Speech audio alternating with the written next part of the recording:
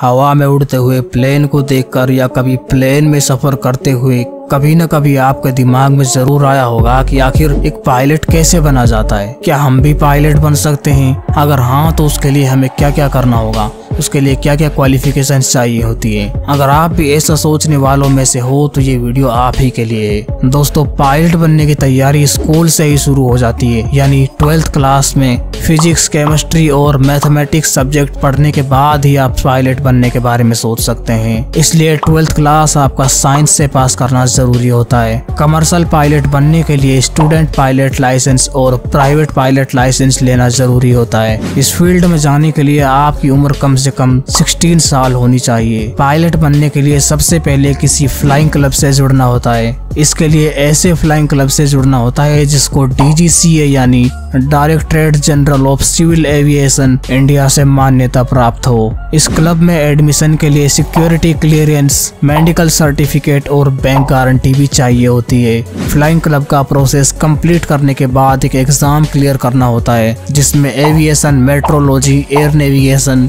Engine और air regulation से जुड़े सवाल पूछे जाते हैं। इस एग्जाम को पास करने के बाद आपको SPL यानी स्टूडेंट पायलट लाइसेंस दे दिया जाता है। स्टूडेंट पायलट लाइसेंस लेने के बाद प्राइवेट पायलट लाइसेंस लेना जरूरी होता है और ये सर्टिफिकेट पाने के लिए आपकी उम्र कम से कम 17 साल होनी चाहिए और 12वीं क्लास में पास होने के अलावा armed forces, central medical establishment से मेडिकल सर्टिफिकेट भी आपके पास होना चाहिए। PPL यानी प्राइवेट पायलट लाइसेंस के लिए लगभग 60 घंटे प्लेन उड़ाना जरूरी होता है। उड़ान के दौरान कई बार ट्रेनर के साथ प्लेन उड़ाया जाता है और कई बार अकेले भी। प्राइवेट पायलट लाइसेंस ले लेने के बाद CPL यानी कमर्शियल पायलट लाइसेंस लेना होता है जिसके लिए करीब 250 घंटे की उड़ान भरना जरूरी होता है। इसमें PPL के 60 घंटे भी शामिल होते हैं। इसी के साथ आपके अंदर समय पे सही निर्णय लेने की क्षमता, अपने काम के प्रति जुनून, अंग्रेजी भाषा में अच्छी पकड़, इमरजेंसी में चार्ज लेने की योग्यता जैसे स्किल्स भी होने चाहिए। बस अब आपको एक एग्जाम और एक मेडिकल टेस्ट क्लियर करना होता है। अगर आप सक्सेसफुली वो क्लियर कर लेते हैं तो आपको CPL यानी कमर्शियल पायलट लाइसेंस दे दिया जाता है।